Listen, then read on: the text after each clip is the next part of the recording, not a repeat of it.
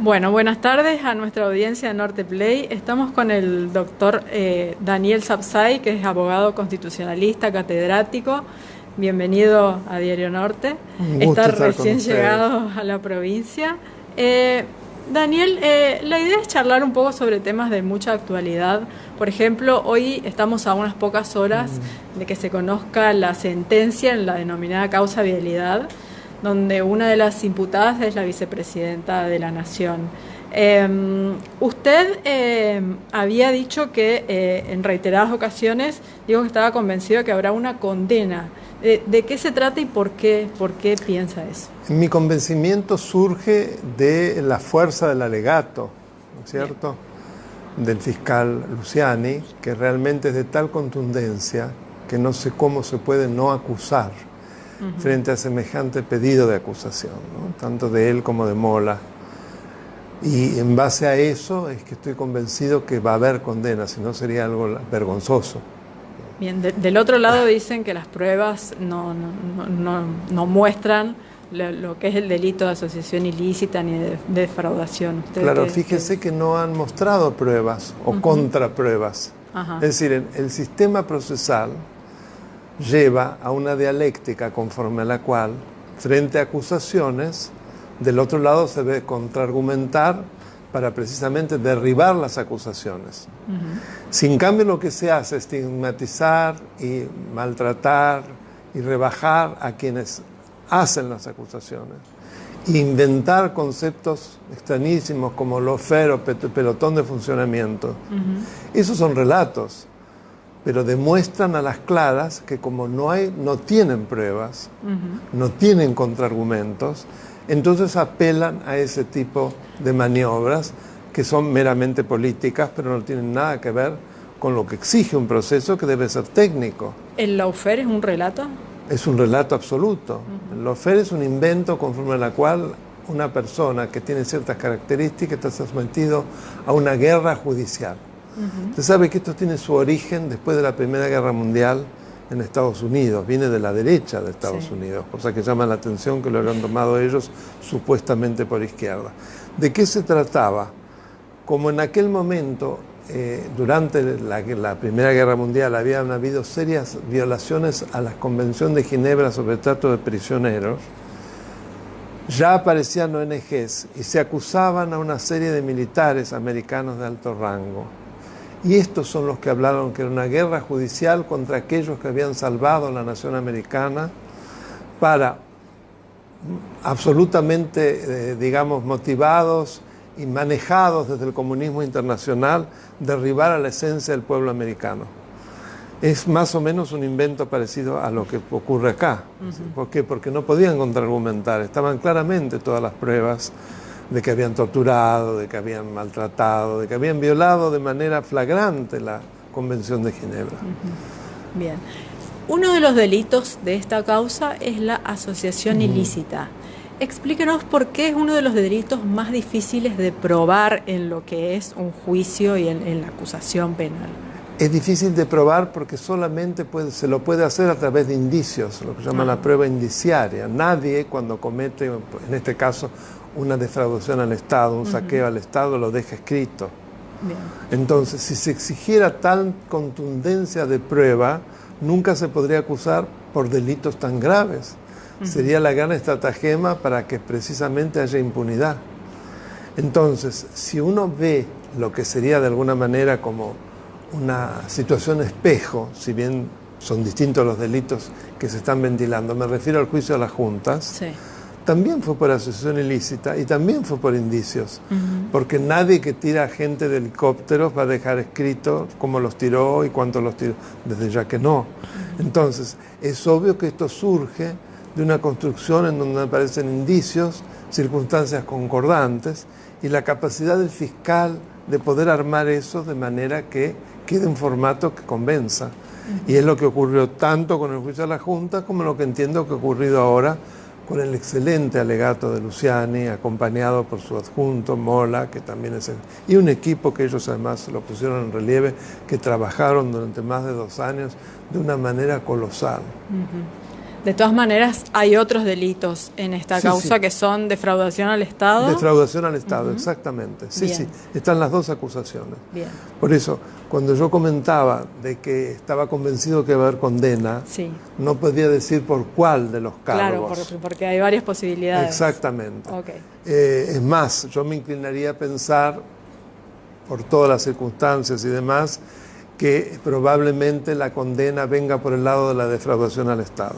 Bien, bueno, ante una posible condena que pese sobre una figura como la vicepresidenta de la Nación, ¿usted piensa que esto puede incidir en la estabilidad del país? Porque hay movilizaciones en todos lados, de apoyo, de respaldo. ¿Qué peso puede llegar a tener una condena de esta magnitud sobre la estabilidad institucional del país? Yo creo que la gran mayoría de los argentinos, y lo muestran tanto las encuestas como las últimas elecciones, están hartos de vivir en corrupción más impunidad. Que el problema es cierto que hay corrupción en todos lados. El problema es cuando es corrupción e impunidad no hay salida, porque se premia al corrupto. Y el que cumple, en cambio, queda absolutamente sojuzgado, sometido a quien es el corrupto. Entonces, mi sensación es que la sociedad en su gran mayoría va a acompañar. Por supuesto que es un núcleo duro, como sabemos, pero estoy convencido que va a acompañar, como acompañó varios de los últimos fallos de la Corte Suprema, en particular la recomposición del Consejo de Magistratura, que se decía no se va a poder, y se va cumpliendo. O sea, creo que esta Corte está haciendo un trabajo muy valioso de reinstitucionalización del país. Creo que en gran medida lo puede hacer porque la sociedad la acompaña, porque no olvidemos que el Poder Judicial es el poder más débil. Entonces, si no tiene un acompañamiento social, es muy difícil que pueda juzgar a los poderosos. Y acá se da por primera vez en la historia argentina esta conjunción, ¿no? Bien. Su charla de esta tarde tiene como título La independencia de la justicia como sustento fundamental del Estado de Derecho. Exactamente. En ese contexto me da para preguntarle lo siguiente. En estos días, se han conocido unos chats, un viaje al lago escondido entre jueces, fiscales, funcionarios, políticos del PRO y directivos de un multimedios. ¿A usted qué le genera este tipo de situaciones? Mire, lo que me genera es que el presidente de la Nación utilizó una cadena nacional para informar, con lo cual, en primer lugar, una vez más, violó la prohibición que claramente establece el artículo 109 de la Constitución Nacional, que le impide al presidente intervenir en causas judiciales. Pero en segundo lugar, difundió información que hace a la intimidad de las personas independientemente de su contenido, y eso es lo que me resulta muy grave porque no tiene precedentes. Bien. Es decir, creo que es de una gravedad extrema, viola disposiciones expresas de la Constitución y de convenios internacionales, y por eso no voy a de ninguna manera opinar sobre los hechos en sí, porque si no estamos haciendo el juego que ellos quieren. Opino sobre esto, que es gravísimo. Es decir, hoy en la Argentina el derecho de la intimidad está puesto entre comillas. Bien. Y ha sido seriamente violado. Bueno, del otro lado podrían decir que también hubo audios en su momento y en sus años de la vicepresidenta con Parrilli, y eso también fue ventilado por los medios. Y me parece mal también, pero lo que no me parece bien es que se justifique porque hicieron mal los dos. Están mal los dos. Está mal todo. Bien. Todo. Bueno, otra consulta. Usted mencionó la Corte Suprema y le quería preguntar ¿cuál es su reflexión, su visión sobre que el presidente de la Corte Suprema de la Nación sea el presidente del Consejo de la Magistratura, que tiene incidencia en la designación de los jueces? Es el cumplimiento de la Constitución Nacional, porque el artículo 114 establece que tiene que haber jueces de todas las instancias. Si a eso se le suma que tiene la administración del Poder Judicial, el Consejo de la Magistratura, el único modo de poder armonizar el tema presupuestario y de fondos es que en la cabeza del presidente de la Corte Suprema, a su vez, sea quien sea la cabeza del Consejo de la Magistratura. Así que me parece que eso da una armonización, un respeto a la Constitución, respecto de una redacción de la que yo fui muy crítico. Sí. Sumamente crítico en su momento, porque no está clara y se presta a confusión de poderes y sobre todo a situaciones de gran inestabilidad. Entonces creo que la única solución es esa, no hay otra.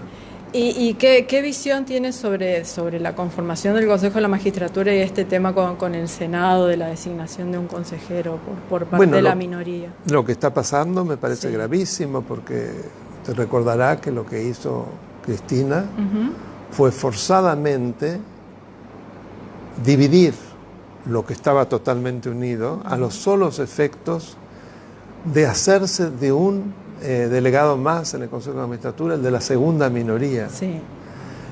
Y ahora, tomando eso, se alega de que como se trató de un mismo frente electoral, que no es lo mismo que bloque, entonces pasaría lo mismo en Todos por el Cambio y hay que entonces sacarle otro más. Es directamente realmente lo que la Corte Suprema ya respecto de lo primero dijo que era un ardid, un fraude. Y fue terriblemente, digamos, severo en sus apreciaciones y además condenó en costas a la vicepresidente por haber actuado de una manera absolutamente falaciosa. ¿Cuál es el daño que genera todo esto? Porque se judicializa, hay tiempos, unos dicen una cosa, otros dicen otra. El mal funcionamiento de las instituciones y sobre todo una enorme traba para que nada menos que el Poder Judicial pueda funcionar normalmente. Es gravísimo, es lo que ella quiere, sin lugar a dudas. Situaciones de caos. Si yo no puedo imponer en el Consejo de Magistratura mi gente que van a designar a los jueces para que me favorezcan, lo que voy a tratar es de inmovilizarlo. Bien, bueno, la última de mi parte, quería consultarlo sobre su visión acerca de la herramienta democrática de las PASO, en vistas de que hay ciertos sectores que hacia el año que viene promueven la suspensión de estas elecciones. ¿Cuál es su valoración sobre las PASO? Si es bueno institucionalmente para el país que se suspendan. ¿Cómo lo ve usted, que es un especialista en este tema? Yo en su momento me opuse a las PASO como institución, a mí no me gusta. Bien. Por la sencilla razón de que lejos de fortalecer a los partidos políticos, que es lo que necesita una democracia fuerte, los debilita. Porque una de las decisiones más importantes de un partido político es elegir a sus candidatos, resulta que se los eligen desde afuera y eso también puede llevar a la elección de candidatos que no son buenos. Pero me parece mucho más grave que se modifiquen las reglas del proceso electoral cuando prácticamente ha comenzado. Claro. Y que además no se lo hace de ninguna manera con la intención de mejorar las instituciones, sino que se lo hace únicamente para dificultar más la posibilidad de que la oposición designe a sus candidatos. Entonces, por los dos motivos, en este momento me opongo a que se suspenda. Bien, bueno, le agradecemos la visita y el paso por Norte Play. El agradecido soy yo. Gracias.